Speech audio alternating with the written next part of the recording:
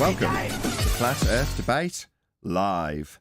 I'm your host Nathan Oakley, and if you are new to this channel, or you've not done so already, then be sure to subscribe, hit the bell notification icon and join button if you'd like to become a Nathan Oakley 1980 channel member and keep up to date with the Flat Earth Debate.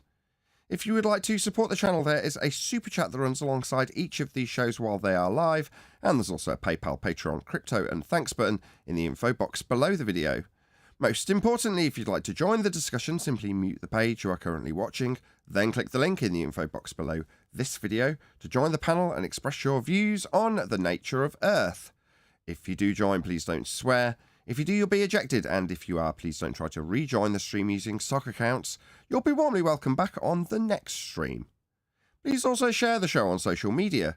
Sharing the show obviously increases the live audience, but this in turn increases the chances of a more diverse panel, so please share the show on Facebook and Twitter. Now we are joined by Neil, 10th Man Rising, Refracted Curvature, and a whole bunch of people in Discord, so welcome one and all. Good morning. Good morning. And Darwin. Okay.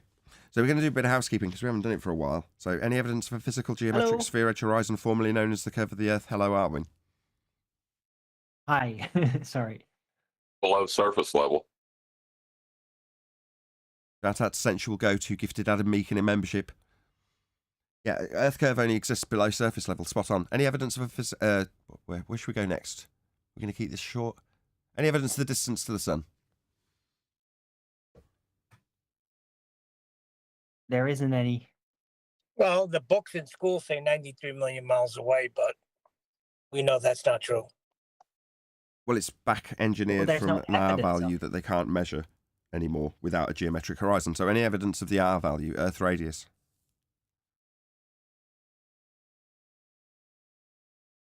It only exists in the math. Only with measurements of a flat plane. It's derived from measurements of a flat plane and only exists in the math if you're trying to compare it to a physical reality, because we haven't got a physical radius value, unless you're deriving it from a flat plane measurement. Any evidence of axial rotation of the Earth-based variety?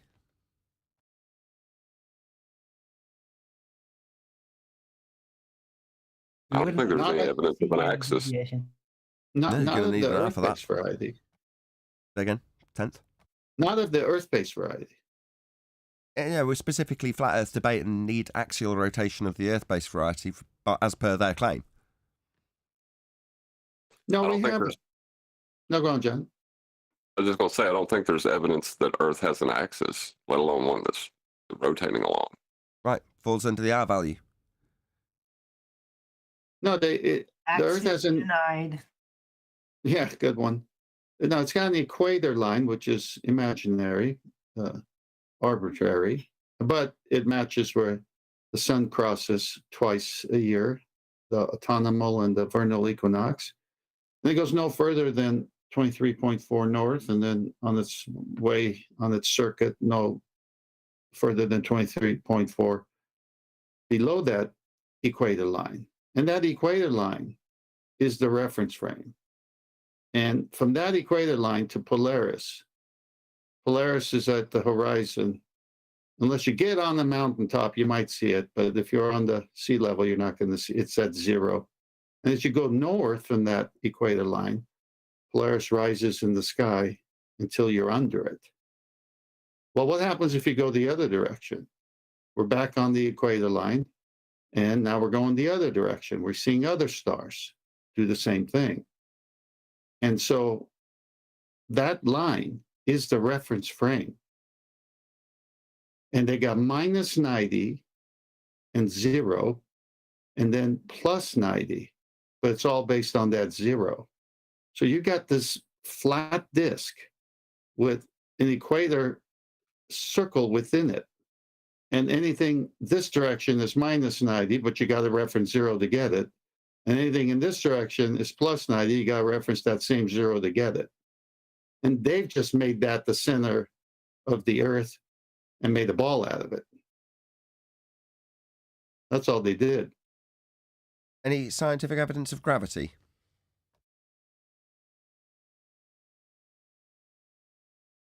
Well, what is it? Bit quiet, Arwin. It's either the bending of a geodesic in space-time as a result of the uneven distribution of mass in a fourth dimension invented by Einstein, or if you're 108 years out of date, it's the concept of mass attracting mass, which it does not. Can Are it be you the saying that ex- the guy we reviewed yesterday on the show didn't explain it right? No. He described it not as being a force and then asserted that all things fall to the earth at the same rate. Yep. There you go. Well, can it be an explanation of a description of a place that doesn't exist? Yeah, that's fine. You can explain to me how the gas in Narnia is burning in the lamp without any gas pipes running to it, and have it be a completely plausible explanation that I will accept within the realm of Narnia. Does that mean that Narnia exists? No. Does it mean that if you give me a fourth dimensional feasible explanation that's not being debunked by other mathematicians in terms of its mathematical prowess, let alone its physical reification possibility, which is never going to be the case, then I would accept it within that realm. Not the case with gravity, given that currently QE's sharing videos left and right with us about people debunking the mathematics of Einstein. Outside of the fact that we've debunked it as not being physics, i.e. based in the physical, that makes it pseudoscience. And yeah, I'll accept the pseudoscience for gas lamps burning in Narnia, and I'll accept the pseudoscience of fourth dimensional time bending as a medium that we can travel through. But I also will simultaneously tell you that I don't accept that as reality, John. I hope that long-winded answer helps. Yep, I'll stick with that. Any single viable hypothesis from any of the fields of astronomy, cosmology, or astrophysics? That's impossible.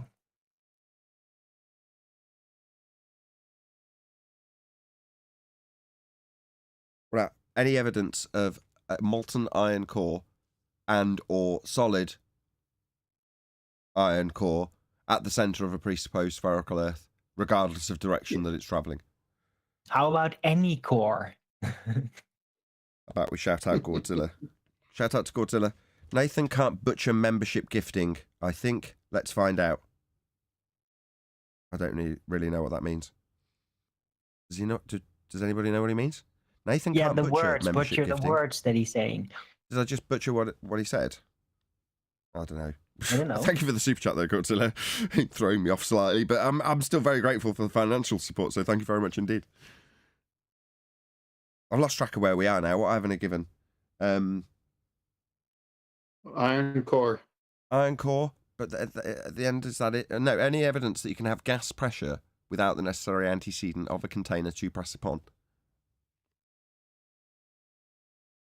Or you're gonna need at least a container to demonstrate that. Okay, Well, it'd be a violation of all the gas laws if you could. Indeed it would.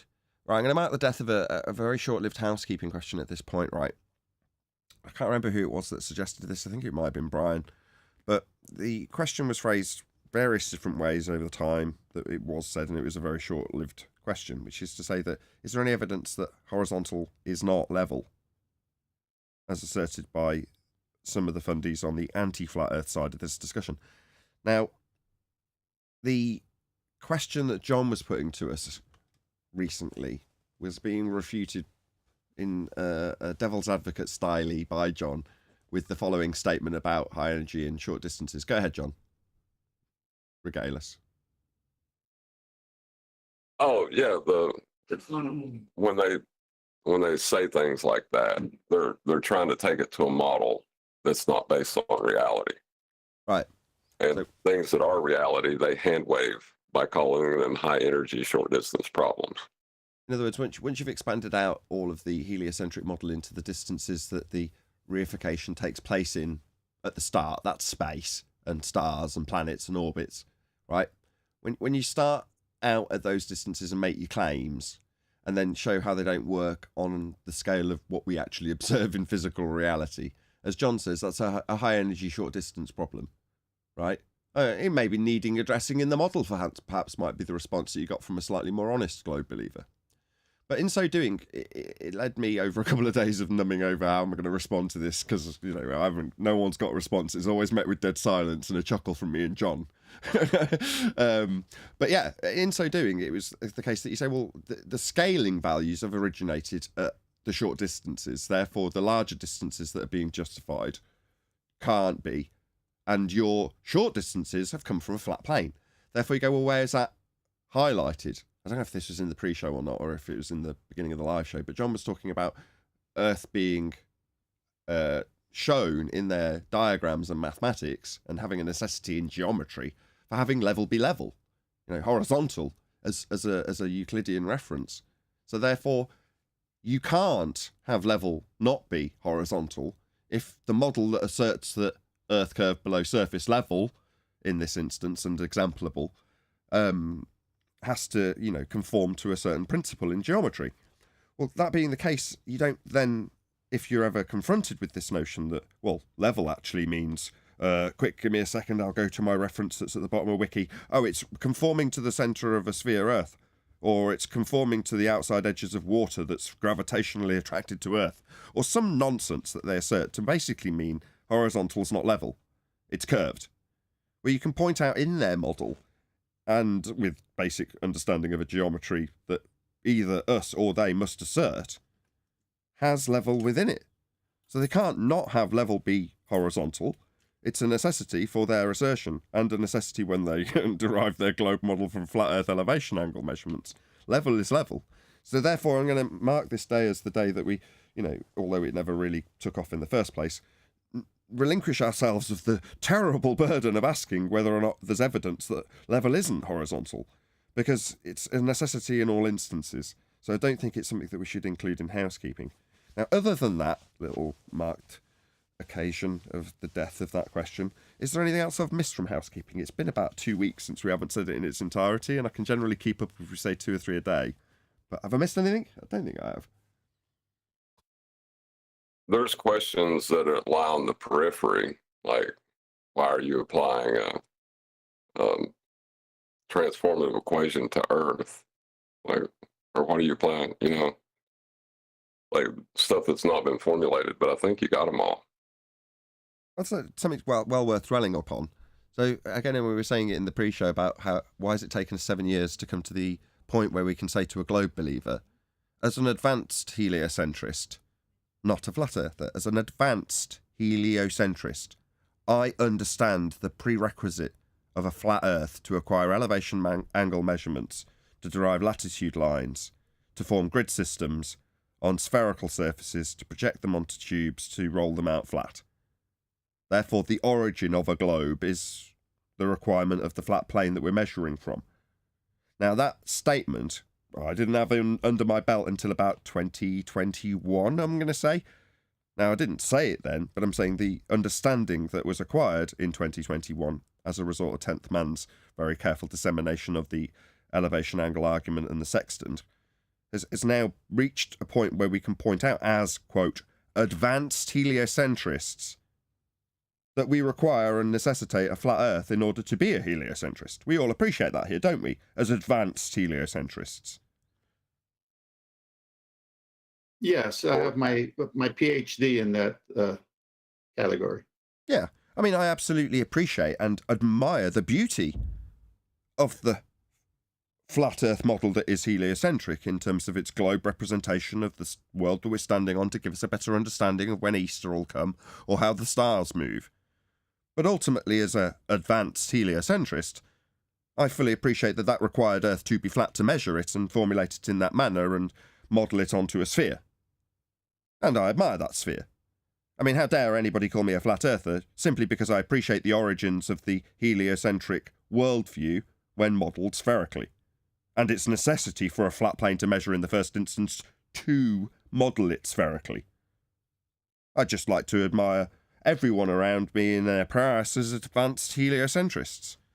There's a couple of super chats that are going to roll by if I'm not careful, and it's Godzilla who will scorn me badly if I don't if I don't get to them, so I'm going to read them out. Okay, so let's just scroll back down. Okay, so first, oh no, I've already read one of them, that's good.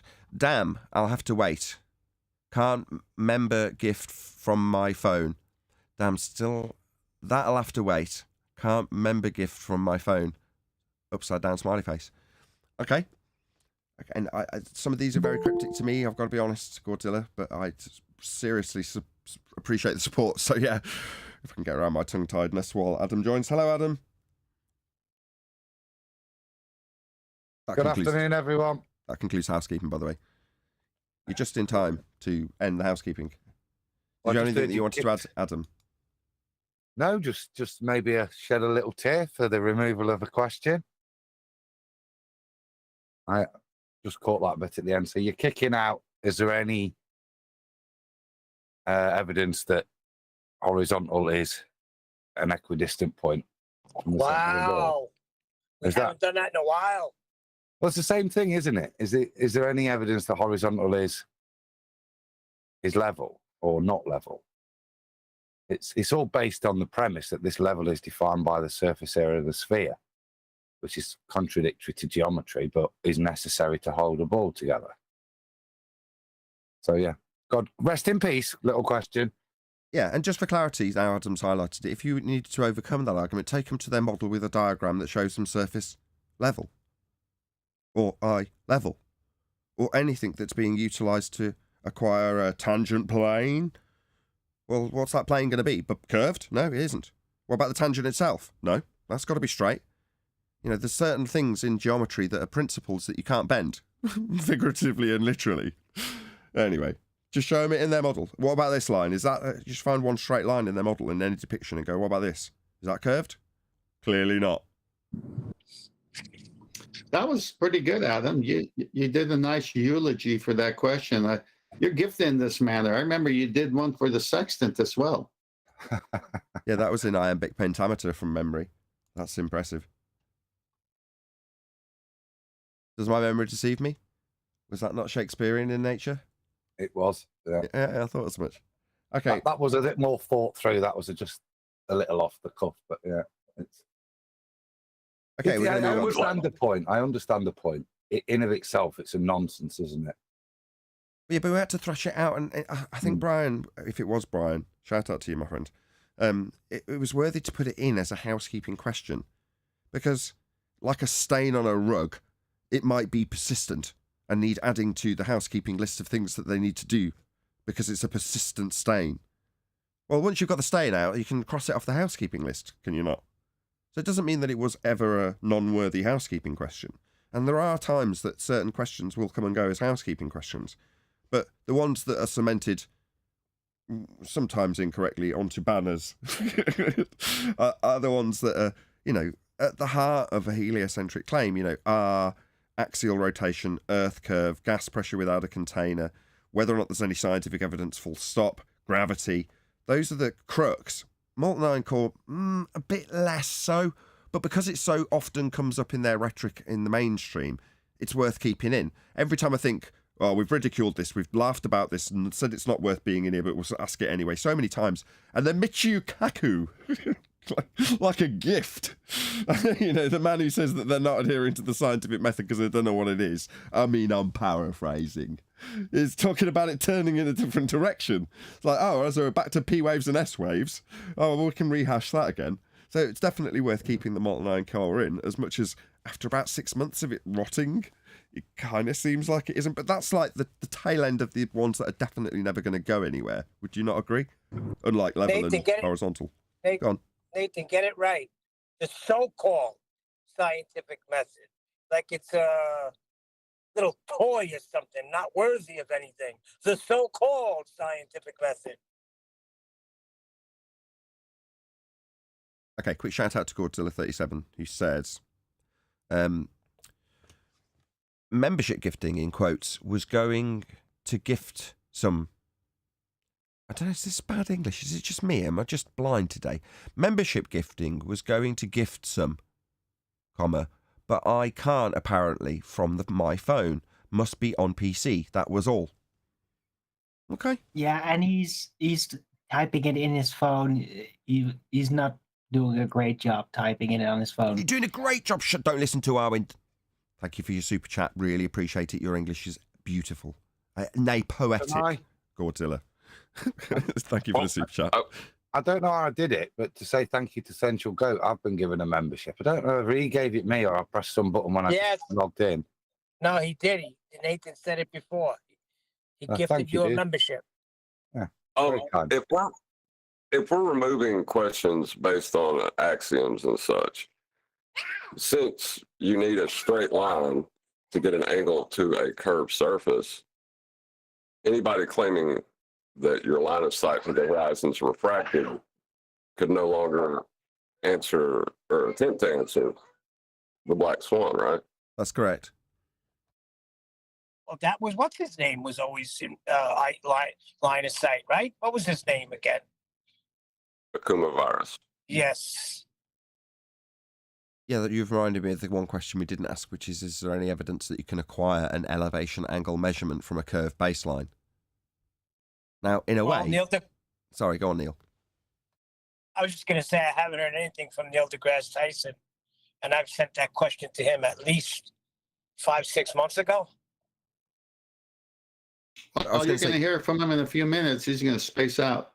I was going to say that another reason or justification to relinquish the question in regards to evidence that horizontal is not level is incorporated in that question, right? If you ask any evidence that you can acquire an elevation angle measurement from a curved baseline, well, if you're using the baseline, a baseline of any description, you've got to essentially bend that line to make it conform to your belief in the model that's been taken from a flat plane in the first instance.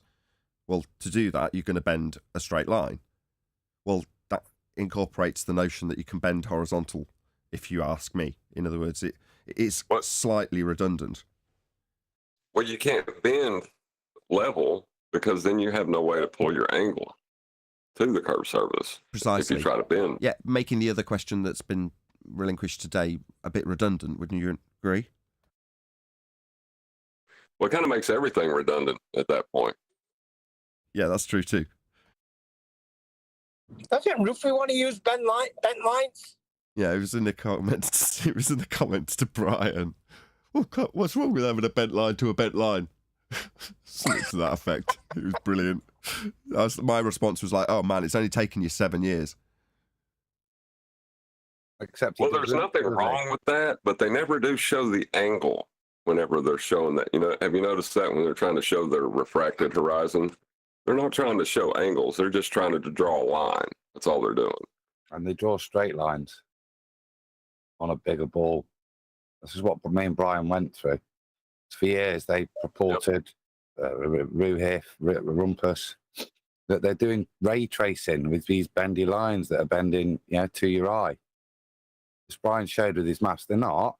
Keep the line straight and they make the ball huge, bigger and bigger to whatever size it needs to be to account for the amount of refraction that straight line will do.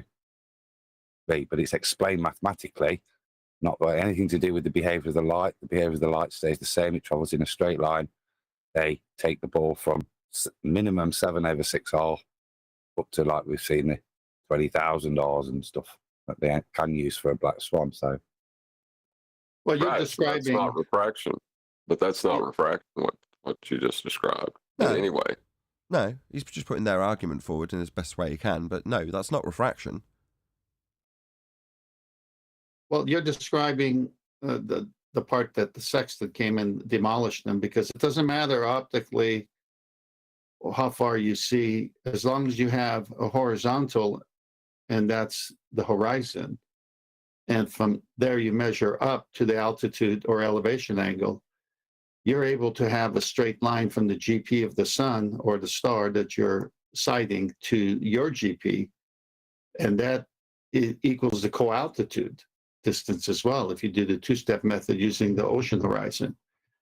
If you were to use a plumb bob at the seashore where it would hang straight down, you'd know your zenith and come up with the same distance. So it validates that doesn't matter, because it has to be a straight line, that baseline, for the zeniths to be perpendicular, because you can't have diverging zeniths. And this is why. Well, you're talking about the baseline. We're trying to see if they can even get a line of sight to anything at this point. Well, the at sea, wherever the sky meets the ocean, that is your horizon, and that's where you bring the star down to and do your little rocking motion to find its 90-degree to that horizon. So you've established the zenith or the 90-degree of the star, and basically when you subtract from 90, it gives you the co-altitude, which you times by 60 nautical miles and gives you a distance. The opposite way would be if you had a plumb bob on shore using your zenith, and you'd have that same co-altitude angle. You wouldn't have to do the first step. But they complement each other because it has to be a horizontal, it has to be perpendicular, it has to be a right angle, and there's no such thing as a 90-degree on the Earth's surface.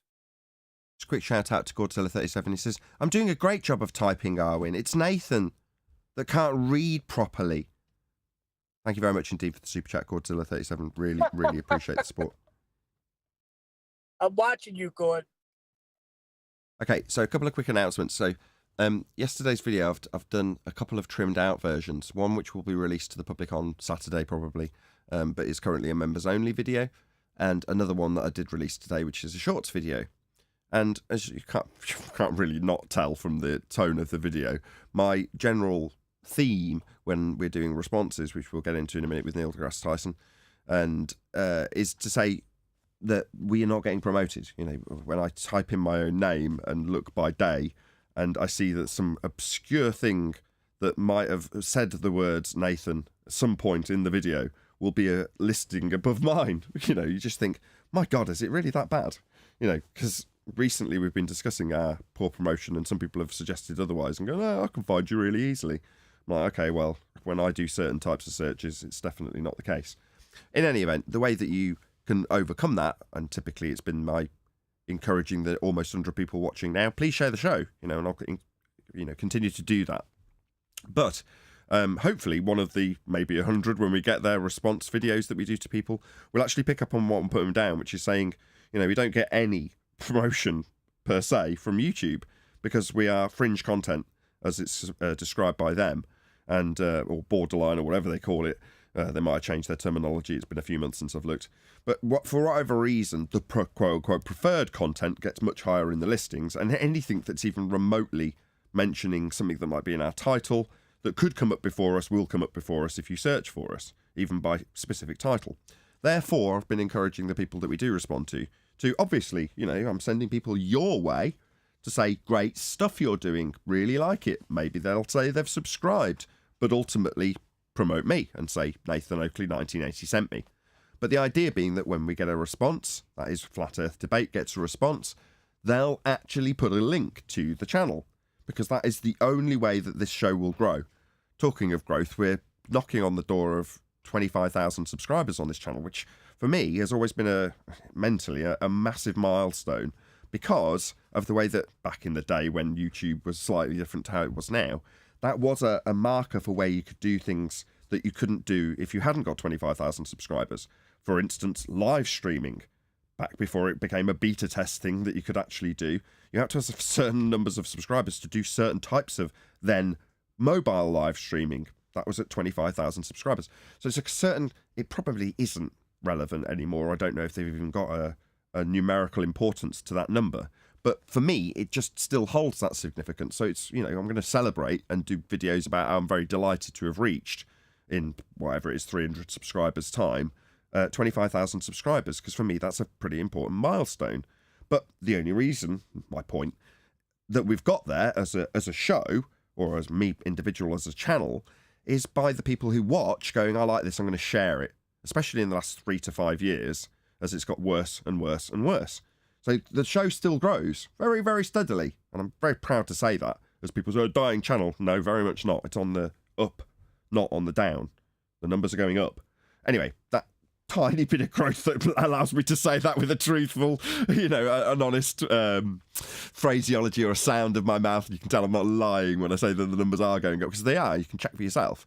But the point is, that's only come out of people sharing the show. Now, the big win is when somebody responds to us and goes, no, like Veritasium yesterday. I disagree when you say my comparison with a flat Earth elevation angle measurement based system with longitude and latitude lines being put on a grid, projected onto a sphere, wrapped around a cylinder, and then folded out onto a flat map. That is not unreasonable, as opposed to you, Nathan Oakley, saying that it's not a geodesic, which it isn't, right? Now, if Veritasium were to actually respond, I'd hope he'd, like I have done for him, say to his audience, go and let him know Veritasium's responded. And put a link to my video. You know, it's a shame. Come on. That was it. I was going to say it's a shame that such advanced heliocentrisms are being shadow banned by heliocentrists. What do you mean by that? Do you want to Here, explain what you here, mean? we're advanced heliocentrists. We know where the model yes. came I should from. remember what I've been saying. Yeah, how dare advanced heliocentrists not respond? How dare standard run-of-the-mill heliocentrists not respond when the advanced heliocentrists, that's us, critique their limited understanding of the heliocentrism that we have a vastly better understanding of. Let's do the video. That's going to burn, Nathan. You're pouring salt on the wound there. That's going to burn. Godzilla says, to clarify, you cannot gift memberships from your phone. 4 super chats later, smiley face. Yeah, indeed. Thank you very much for the super chat, by the way. I think I did get that on screen. Anyway, we're going to cover Neil deGrasse Tyson, and in the spirit of exactly what I was just saying, I am going to, obviously, I keep doing that, clicking on the Dyson advert that he's got at the bottom of his video.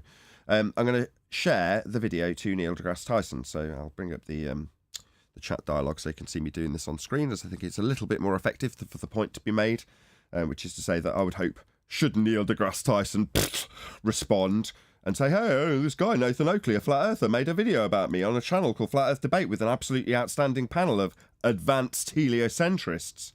And let's be honest, as a priest of heliocentrism, I don't know how he can even dare to challenge the notion of the bastardization of a flat earth elevation angle measurement grid system being transposed onto a sphere to be rolled out flat to claim that that's a geodesic. I defend Veritasium in his nonsense, and my nonsense that we will go through now. So there's a link to his video, so please let Neil deGrasse Tyson know on this video called Neil deGrasse Tyson Explains Space that Nathan Oakley 1980 sent you. You know, let him know in the kindest possible way. Don't be horrible. Assist him in the algorithmic beauty that is YouTube by commenting, leaving him a thumbs up like I have done to his video, which I may remove. We'll see how it goes. Anyway, anybody got any comments before we do actually get into the thick of this? Just want to let you know I'm on it, and I'm going to do it with pleasantry. Jolly good. Love your stuff, Neil deGrasse Tyson. Oh, by the way, Nathan Oakley 1980 sent me. He did a little response. Something about space. I'm even going to say... Go on. I'm even going to say good morning, Neil. Good morning. Now play the video. That's exactly the kind of pleasantries I'm talking about. Right, let's get into it. So that's not a thing. Okay. All right, so when people say they want to go into space, I want to go. what do they typically mean by that? They mean I'm going to be an astronaut. I'm going into space, man. The first words is his response, want to be an astronaut. So they want to be one of the liars that claim that they're going to a place that doesn't exist. They want to be Edmund walking through the wardrobe because there's somebody out there saying that Edmund is real and the wardrobe's real and the place that they go through the wardrobe is real. Now, in this instance, it's not a wardrobe, it's a second law of thermodynamics violation, area of volume that gas isn't expanding into. Now, unfortunately for people like PhD clown Thunderfoot, gas doesn't go down, go boom, boom when it reaches the Kármán line. It doesn't put on weight. It behaves the exact same way. It's a law of nature in terms of dispersion. Gas fills space. If the sky was a vacuum, the gas we breathe would fill that space. Therefore, all assertions from all astronauts who claim to be in this area for people to want to be like them have been lied to by the astronauts. So the reason people want to go to Narnia is because the spacemen are saying Narnia is real. Narnia being space. Any comment? No? And I'm going up there. Yeah. I Go got ahead. a comment. So at this point, people have to decide: do they take the side of the laws of nature or the word of an astronaut? Precisely.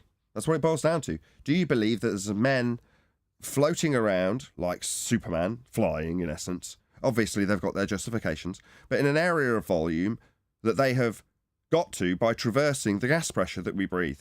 that's not contained in any way, but has somehow managed to achieve gas pressure, which is to say it's pressing on the walls of its containment. Well, there isn't any containment, there's just a sky vacuum, an empty volume for the gas to fill, but it isn't filling it. Yeah, well, that's a violation of the second law of thermodynamics, and to believe that spacemen are in space, for you to want to be like them, you've got to believe that laws of nature don't apply to nature. I'm going up there. Up there, and generally they mean they want to go into orbit. All right, most Orbits are begging the question fallacy, assuming that rocks fall around other rocks in a sky vacuum. What, because Kepler invented them? Because Copernicus said that they exist? Because we changed them to be elliptical to figure out when Easter was? No, there are no orbits. It's just a begging the question fallacy. We're not a rock falling around the sun. Anyone who has ever been in space. They don't mean that. They want to go to space, man. Well, that's where orbital motion is claimed to be, though. So when they say that they want to go to space, and ultimately that would involve flying like Superman, it involves being in an orbital motion around a sphere Earth if you want to be a spaceman in the ISS, because that's what they're claiming to be, perpetually falling around the Earth in an orbital motion. So yeah, you absolutely require it, even if your average Joe idiot doesn't understand that when he says he wants to go to space, he actually wants to be in an orbital motion around a sphere Earth so he can fly like bloody Superman.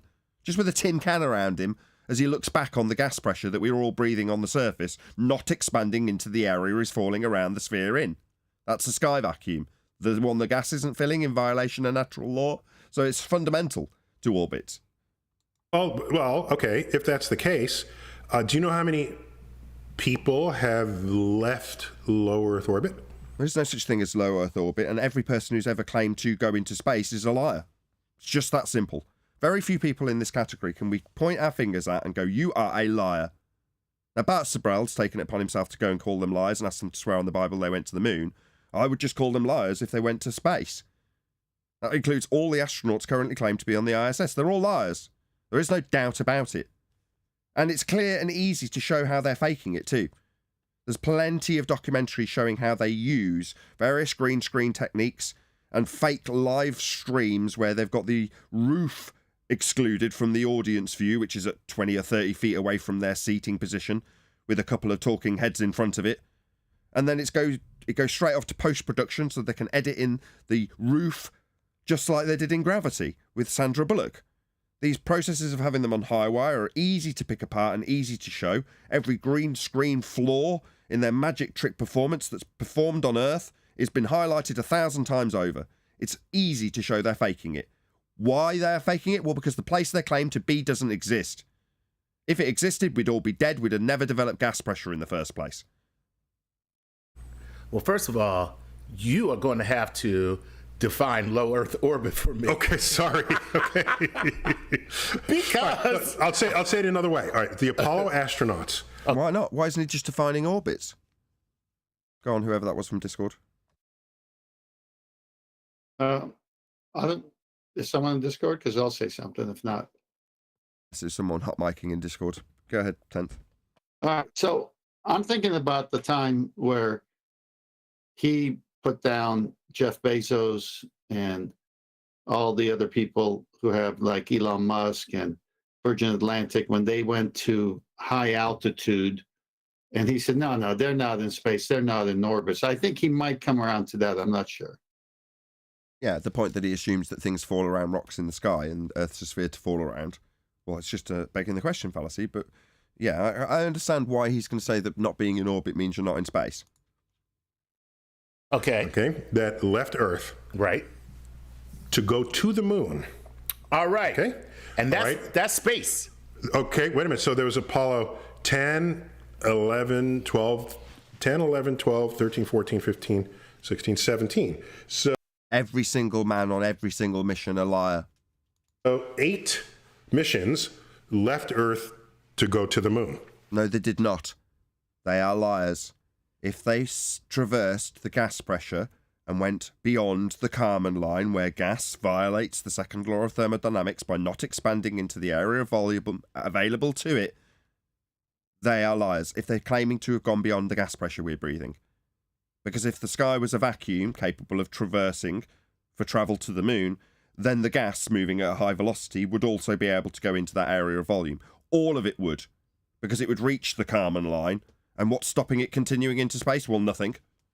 Apparently men can go to space in a little tin can. But what, gas won't? It just waves goodbye so you can look back at it from a painting. No, I don't think so. Assuredly not. It violates the second law of thermodynamics. So men aren't going to the moon, and every last one of them are liars. Not all of them If I land. may add, Nathan, Yeah, go ahead. I'm sorry, I wanted to add not only the realistic fact of what you're saying, but also within the community of NASA, they've criticized one another and contradicted one another because there are statements cited where one has said we haven't been able to go there because of the Van Halen belt that they claim to be their issue.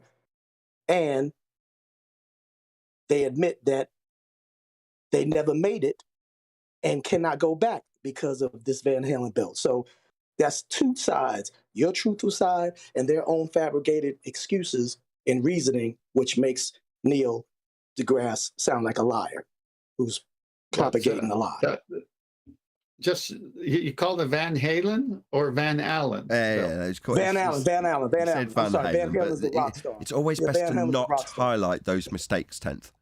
We Van Halen. heard Van Halen. Now we're going to have to highlight the fact that the audience may have thought they heard Van Halen, but they recognised Van Allen in their mind and then brushed past it quickly. That would have been ideal, but you had to highlight it, didn't you?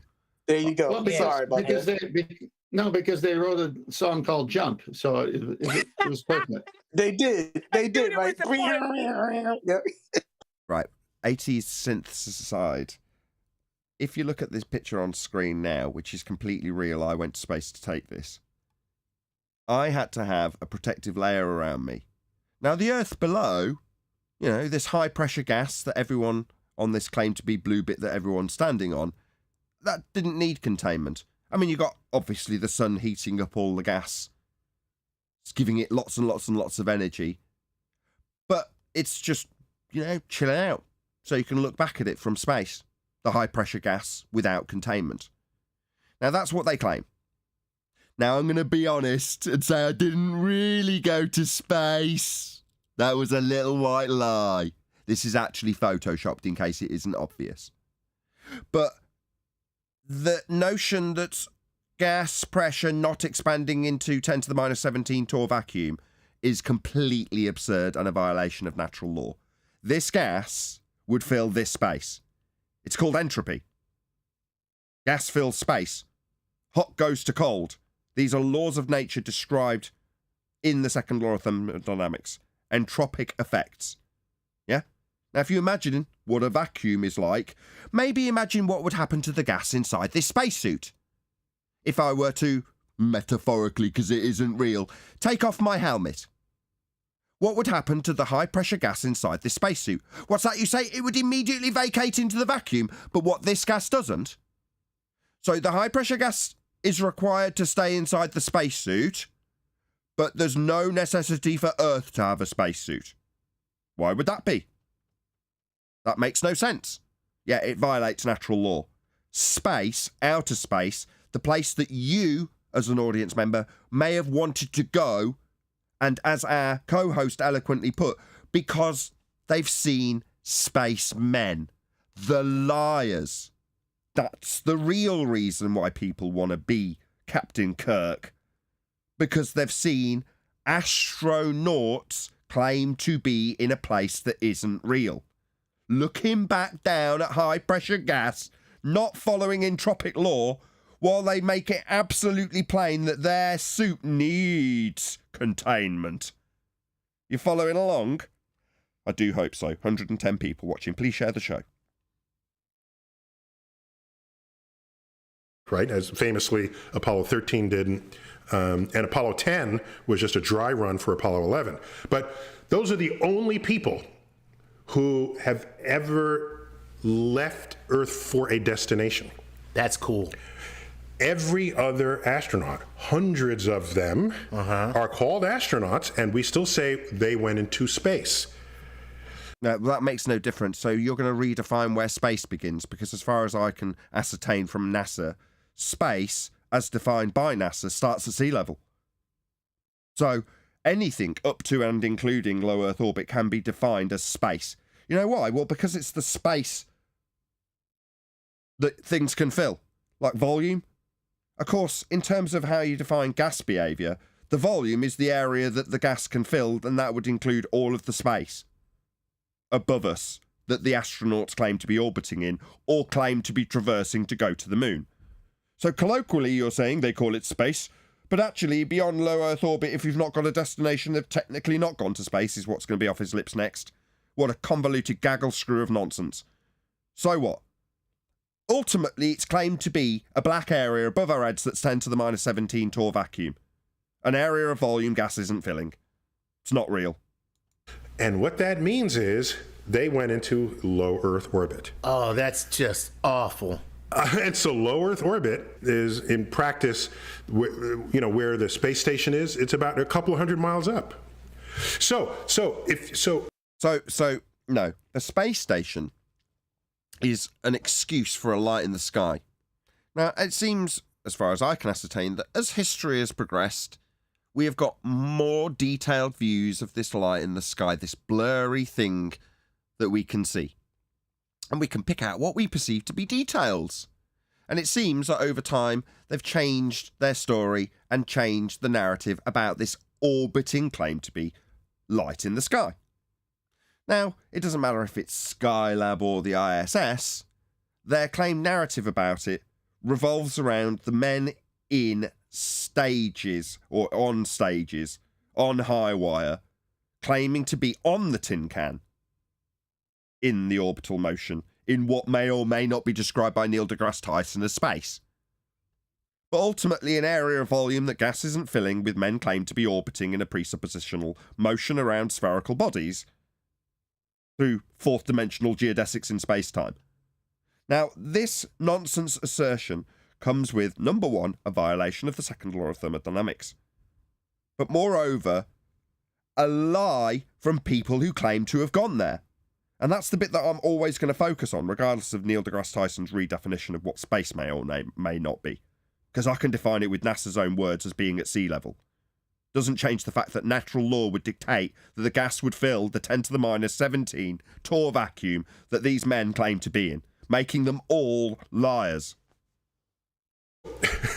The distance from Earth's surface to the space station is less than the distance from New York City to Washington, D.C. We don't know what that light in the sky is. The space station isn't what they say it is, because what they're saying it is can be easily pulled apart as taking place on a stage.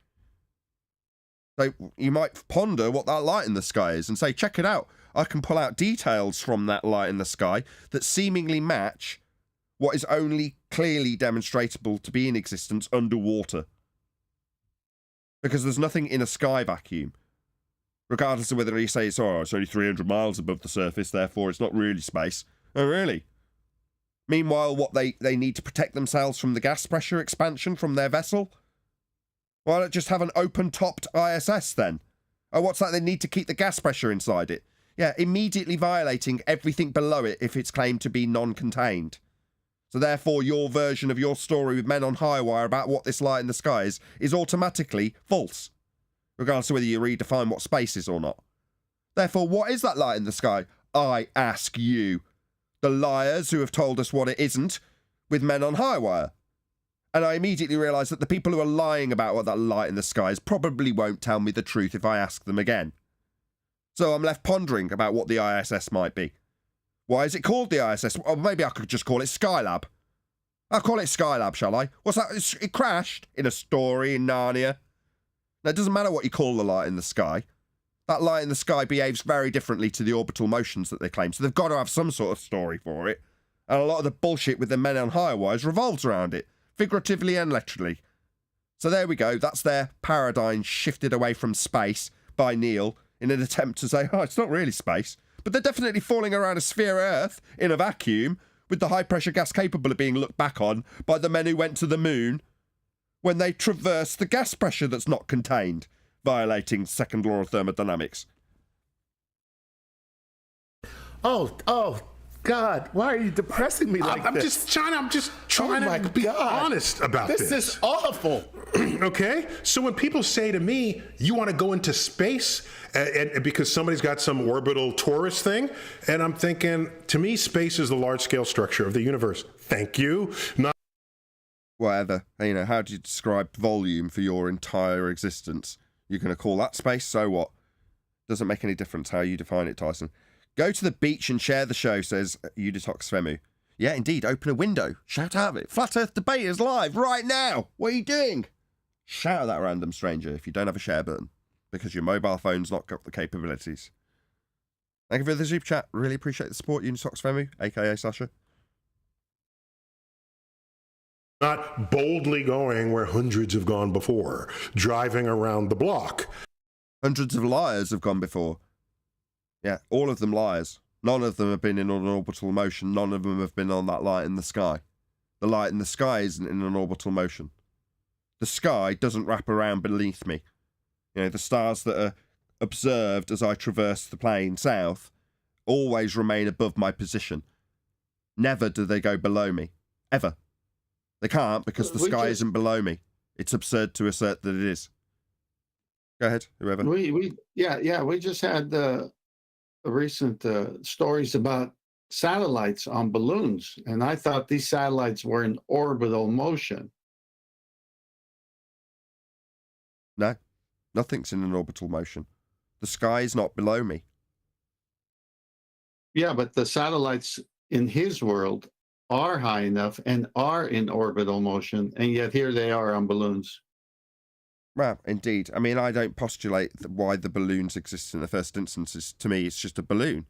Now, if I was a heliocentric believer, perhaps I'd be saying, why the hell have they got balloons? Haven't we got satellites in space? Yeah, I already knew space isn't real. So what was that? We got balloons. Oh, that's fascinating.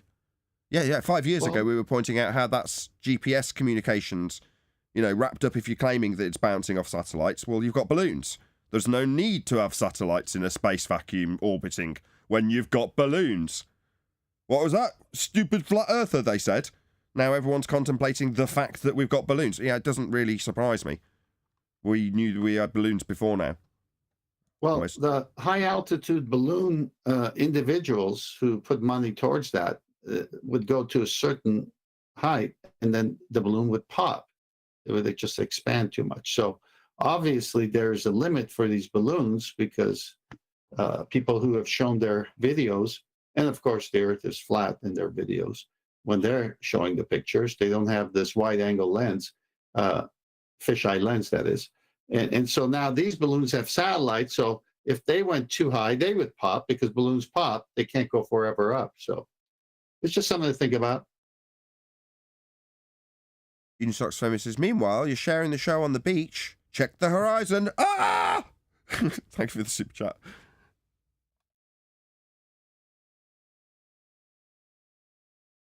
As low Earth orbit indicates. Okay?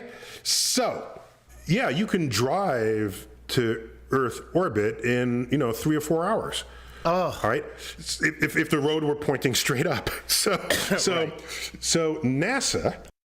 They're always claiming is if you travel straight up, Earth will turn beneath you. So he's claiming the consequences of a second inertial and non-inertial reference frame by saying going straight up would mean that Earth turned underneath you. That would shorten flight times.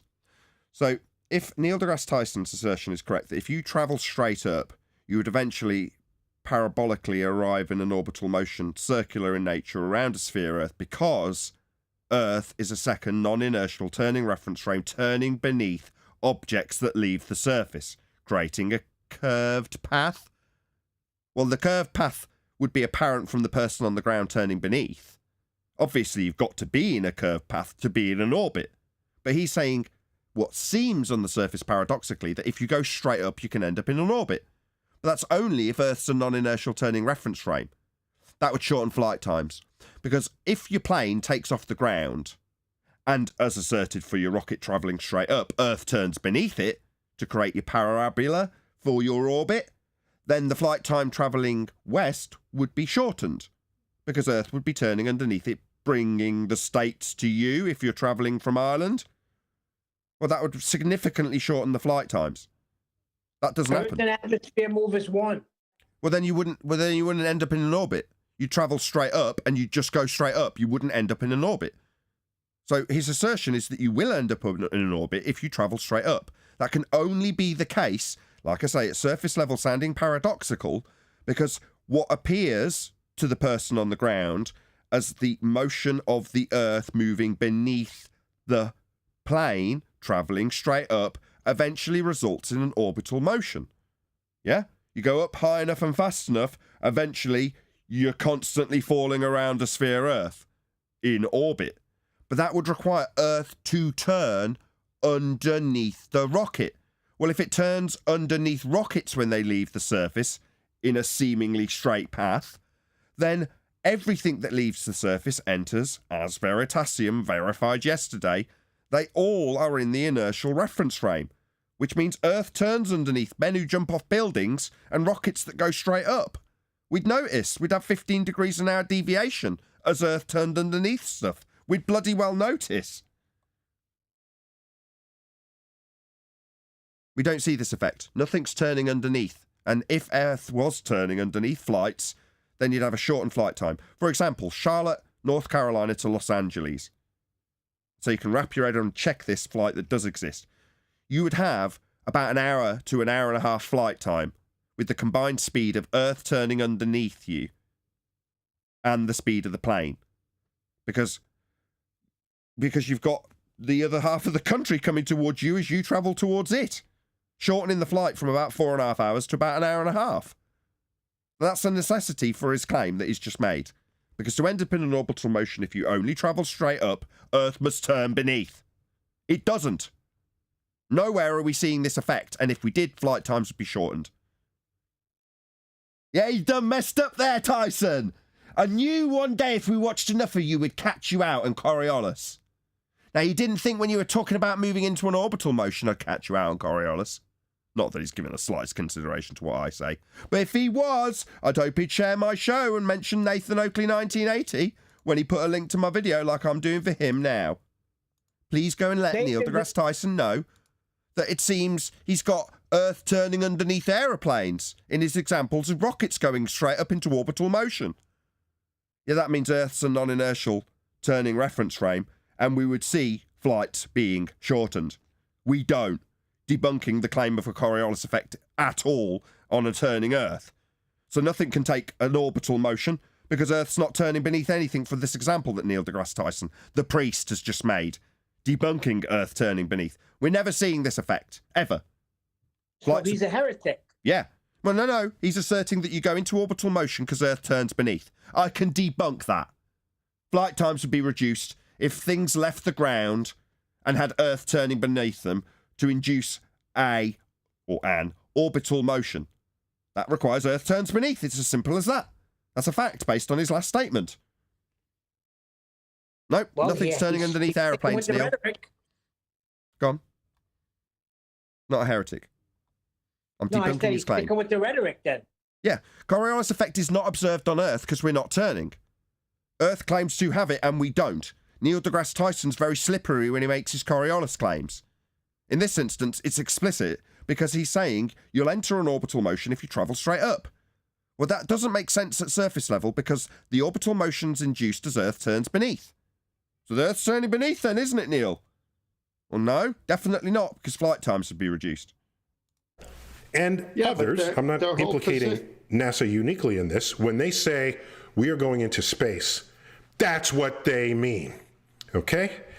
Now, there's a... Does Neil deGrasse Tyson represent NASA?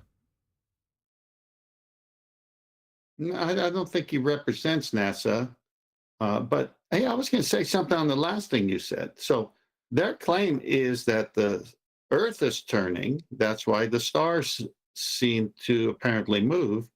And our position is that the Earth is not turning and it's the stars are moving. So he's got more than one problem going straight up with the orbits. Yeah, the stars had stopped moving because you've left the inertial reference frame and you're entering... Sorry, you left the non-inertial reference frame and you entered the inertial. Therefore, Earth, according to the claim, turns underneath so that as you travel straight up, you enter a parabolic motion because from the ground's reference point beneath you, the Earth's continuing to turn underneath you. And if you carry on at a high enough rate and a high enough speed, you'll eventually enter a motion where the Earth's perpetually spinning beneath you. Or, to put it the other way, you're in an orbital motion, perpetually falling around the sphere Earth. That's his assertion, because that's how he detailed going into orbit, requiring Earth be a non-inertial turning reference frame beneath the rocket. It isn't. I can debunk that, because it would be exactly the same for anything that left the ground if it's the case for the rocket. It goes straight up, does it? But the reason it looks like it's curving from the ground when they show you its curved trajectory is because it's moving actually up but seeming to go in a curved path from the ground. That's Coriolis. Okay? So Earth's turning beneath that rocket after it left the ground. That would shorten flight times. Because then Earth would be going underneath aeroplanes when they left the ground. And drones when they left the ground. And you when you jumped up and down. That never happens. You're never going to show that effect, so you can't claim it's an induced effect of Earth turning beneath. It would have to be, and Earth would have to be turning for this effect to happen, for us to have orbits, for us to be a sphere. None of it's true. We can debunk all of it.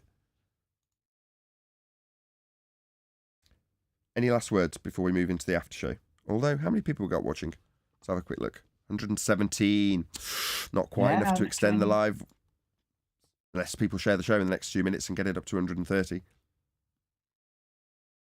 Functional definition of space. Damn, so SpaceX should be... No, it gets worse. They should be called Leo X. Neil's wrong. So NASA defines space as from sea level. I haven't got it to hand, but I've got a citation somewhere lurking where NASA define what space is as from sea level. That's how they define it. Now, Neil said that, no, they define it as thus. Space is when they go on a journey to the moon. No, you're not a representative of NASA, and that's not how NASA define it. I've got citations that say contrary to that. Low Earth orbit, X. Yeah, well, actually, they've got sites on Mars, and more power to them. Okay. All right. So I count that as space, personally. All right. Personally, you might count whatever you like as Narnia. Matters not. Nobody's on Mars, it's a light in the sky. Orbital motions are begging the question fallacy, and the sky is not a vacuum. Anyone else got any bits and bobs to say? Hopefully so, because I've got some buttons to press. Are you all super keen to help me out right as I'm about to do my outro? Good job I can lean on my panel, innit? That's what we're here for.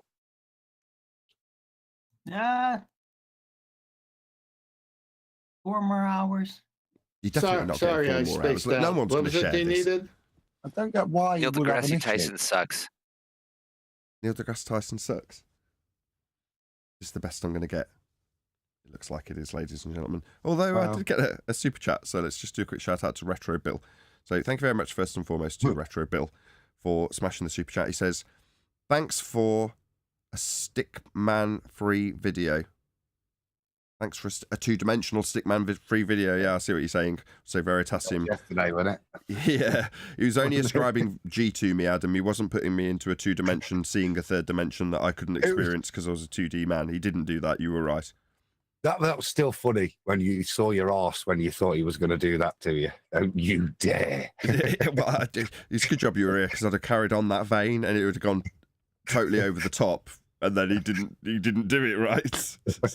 So he's only trying to force G on you. Yeah. Yeah, he's only trying to impose a downward vector in all instances. But with that, I'm going to say, if you are watching this on either Nathan Oakley 1980 or Nathan Oakley Premiering streams, then stay tuned, as there will be an after show to follow. Unfortunately, though, if you are watching this live, this is where we bid you farewell. So another massive thank you to all of you. Smashed the super chat, liked, commented, shared, subscribed. Let Neil deGrasse Tyson know that Nathan Oakley 1980 sent me. Hopefully hit up my GoFundMe campaign, which is doing terribly, and all that good stuff. I've been Nathan Oakley, and I will see you all in the next video. Stay tuned if you're watching on an after show.